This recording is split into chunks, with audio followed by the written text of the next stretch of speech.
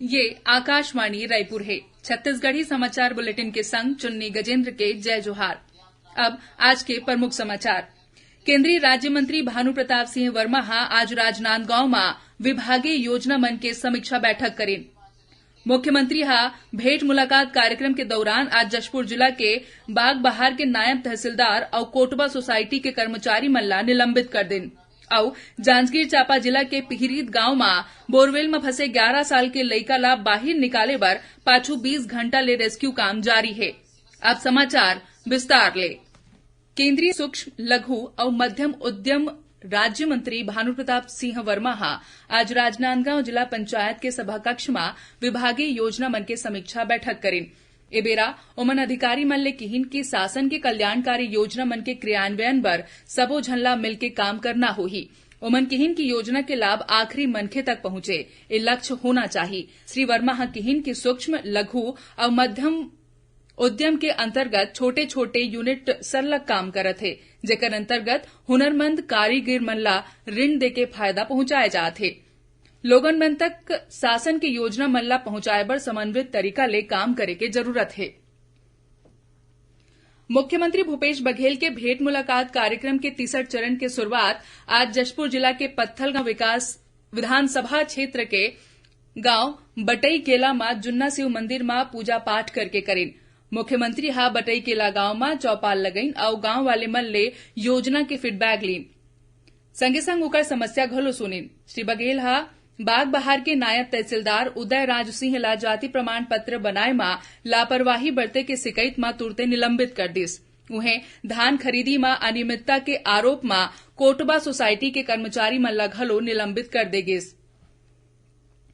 मुख्यमंत्री गांव वाले मन के संग मां प्रेमनगर मां घुघरी नदी और महादेवगुड़ा में एनीकट बनाए बर और एकरे संग डोकड़ा गांव में 32 केवी के बिजली उपकेंद्र स्थापित करे की घोषणा घलो करीन। एकर अलावा कांसाबेल ब्लॉक में इंडोर स्टेडियम, खुटेला गांव में नवा स्कूल भवन निर्माण और महादेव डांड में पुलिस चौकी स्थापित करे के घोषणा करीन। महिला और बाल विकास मंत्री अनिला भेड़िया काली बालोद में एकीकृत नशा मुक्ति और पुनर्वास केंद्र के शुरुआत करीन। ए मौका में श्री भेड़िया किहिन की नशा मुक्ति केंद्र में नशा के लत ला खत्म करे बर नशा ले छुटकारा दिवाए बर और एकर ले दूरिया रहे के परामर्श दे जाथे। एक केंद्र के खुले ले नशा के लत ले प्रभावित लोगन मन ला नशा पान ले छुटकारा पाए में मदद मिलही। केंद्र में निःशुल्क स्वास्थ्य जांच के संग योगाभ्यास, मेडिटेशन, संगीत, व्यायाम, इंडोर गेम सहित आने सुविधा दे जाही। एकर ले पहली श्री भेड़िया बालोद जिला के गांव झलमला में जिला निःशक्त पुनर्वास केंद्र के शुरुआत करें। ओमन किहिन की जब जिला में पुनर्वास केंद्र के सुविधा होए ले जरूरतमंद लोगन मन ला ज्यादा फायदा मिलही, बाहर जाए बर नहीं पड़ही। जिला के दिव्यांग जन मन एकर सुविधा उठा सकथे। प्रदेश में अवैया 16 जून ले नवा शैक्षणिक सत्र शुरू होही। स्कूल शिक्षा मंत्री डॉक्टर प्रेमसाय सिंह टेकाम इस संबंध में सबो मंत्री, संसदीय सचिव, सांसद, विधायक, नगरीय निकाय और पंचायत के प्रतिनिधि मन ला चिट्ठी लिख के कहे है कि ओमन शाला प्रवेश उत्सव में शामिल होए। ओमन किहिन की सबो जनप्रतिनिधि स्कूल मन में नियमित उपस्थिति बर विशेष प्रोत्साहन और मार्गदर्शन देवे, संगे संग यह सुनिश्चित करे कि कोन्हो लइका स्कूल झन छोड़े। दंतेवाड़ा जिला में स्किल डेवलपमेंट के क्षेत्र में अच्छा काम करे बर एक्सेलेंस अवार्ड ले सम्मानित करे गे है। ए पुरस्कार बर छत्तीसगढ़ ले दंतेवाड़ा और महासमुंद के चयन करे गे रहिस। नई दिल्ली में आयोजित एक समारोह में जिला पंचायत के सीईओ ए अवार्ड ला ग्रहण करीन। छत्तीसगढ़ी समाचार बुलेटिन आप मन आकाशवाणी रायपुर ले सुनत हव। छत्तीसगढ़ के खबर ले है आपके वास्ता और खबर के विश्वसनीयता ले है हमार वास्ता। आकाशवाणी समाचार रायपुर के प्रादेशिक समाचार बुलेटिन के संगे संग हमार समसामयिक कार्यक्रम आप रेडियो के संग अपन मोबाइल में घलो सुन सकत हव। आकाशवाणी समाचार फेसबुक, ट्विटर और यूट्यूब में घलो हावय।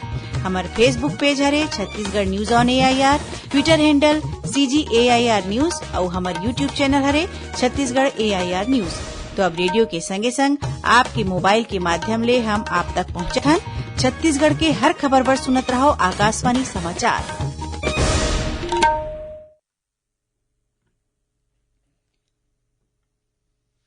और अब आगू बाड़बो बाचे समाचार कोती।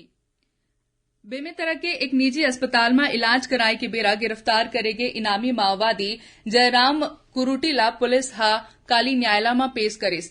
जिहां ले उमल्ला न्यायिक रिमांड में जेल भेज देगिस। उन्हें माओवादी के मददगार के रूप में एक जिन 10 साल के लइका अस्पताल के डॉक्टर ले पूछताछ करे जाथे। सुनैया मल्ला बता दें कि बेमेतरा पुलिस 2 दिन पहली जिला मुख्यालय के एक निजी अस्पताल में इलाज करात एक माओवादी और ओकर सहयोगी ला गिरफ्तार करे रहिस।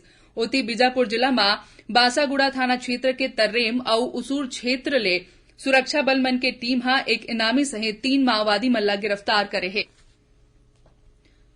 सुनैया मल्ला बता दें कि प्रादेशिक समाचार एकांश डहर ले समसामयिक विषय ऊपर आधारित हमार साप्ताहिक कार्यक्रम बातों बातों में मां एखर ए बखत प्रधानमंत्री नरेंद्र मोदी के अगुवाई मां केंद्र के एनडीए सरकार डहर ले बीते 8 साल में हासिल करेगे उपलब्धि मनु पर केंद्रित रही। इस संबंध में आकाशवाणी समाचार हा छत्तीसगढ़ के पूर्व मुख्यमंत्री और भाजपा के राष्ट्रीय उपाध्यक्ष डॉक्टर रमन सिंह हा बातचीत करीन। एकर प्रसारण आकाशवाणी के रायपुर केंद्र डहर ले काली बिहिनिया 9:30 में करे जाही, जिला छत्तीसगढ़ के जम्मू आकाशवाणी केंद्र रिले करही। सुनैया मल्ला बता दें कि आकाशवाणी समाचार डहर ले काली संझा 6:30 में जिले की चिट्ठी कार्यक्रम के प्रसारण करे जाही। ये कार्यक्रम आकाशवाणी के रायपुर केंद्र डहर ले प्रसारित होही, जेमा जम्मू केंद्र मन में एक संग्रह रिले करे जाही। ए बखत के अंक में कांकेर जिला के गतिविधि मन के बारे में जानकारी दे जाही। जांजगीर चांपा जिला के पिहिरीत गांव में बोरवेल में फंसे 11 साल के लइका ला बाहर निकाले पर पाछू 20 घंटा ले रेस्क्यू के काम जारी है। अभी तक लगभग 60 फुट खोदाई करे जा चुके हैं। मौका में एनडीआरएफ और एसडीआरएफ की टीम के संग सेना के विशेषज्ञ मन मौजूद है। कलेक्टर और पुलिस अधीक्षक बचाव कार्य की निगरानी करत है।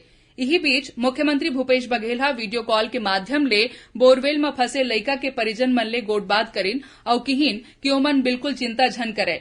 लइका ला जल्दी ही सकुशल बाहर निकाल ले जाही। ओमन किहिन कि पूरा शासन प्रशासन लइका के सकुशल वापसी में लगे है। श्री बघेल लइका ला जल्दी ले जल्दी बोरवेल ले बाहर निकाले बर सूरत के रोबेट विशेषज्ञ ले घलो संपर्क करे के निर्देश अधिकारी मन ल दे है। गरियाबंद जिला के सुपेबेड़ा में किडनी ले मौत के सिलसिला रुके के नाव नी लेवत है। आज किडनी के बीमारी ले पीड़ित एक झन मनखे के मौत हो गए। मृतक तुकाराम पेरिटोनियल डायलिसिस मरही से और एम्स रायपुर में एकर इलाज चलत रही से। एला मिला के गांव में अब तक किडनी के बीमारी ले 77 लोगन मन के मौत हो गए है। जानकारी पर बता दें कि 3 दिन पहले ही स्वास्थ्य मंत्री टीएस सिंहदेव सुपेबेड़ा के दौरा करके वहां की स्थिति के जायजा ले रही। मौसम विभाग प्रदेश में काली 1-2 जगह में गरज चमक के संग छींटा पड़े के संभावना जता है और एकरे संग अंधड़ चले के घलोक चेतावनी दे है। संगे संग कुछ जगह मन में गरज चमक के संग छींटा पड़े के संभावना है। मौसम विभाग के अनुसार प्रदेश में पश्चिम ले ठंडा और नमी युक्त हवा आत है, जेकर सेती अधिकतम तापमान में गिरावट देखे जात है। आखिर में प्रमुख समाचार एक घाव फिर। केंद्रीय राज्य मंत्री भानु प्रताप सिंह वर्मा आज राजनांदगांव में विभागीय योजना मन के समीक्षा बैठक करें। मुख्यमंत्री भेंट मुलाकात कार्यक्रम के दौरान आज जशपुर जिला के बागबहार के नायब तहसीलदार और कोटबा के कर्मचारी मल्ला निलंबित कर दिन। और जांजगीर चांपा जिला के पिहिरीत गांव में बोरवेल में फंसे 11 साल के लइका ला बाहर निकाले बर पाछू 20 घंटा ले रेस्क्यू काम जारी है। एकरे संग छत्तीसगढ़ी समाचार बुलेटिन यहीं सिरात है। जय जोहार।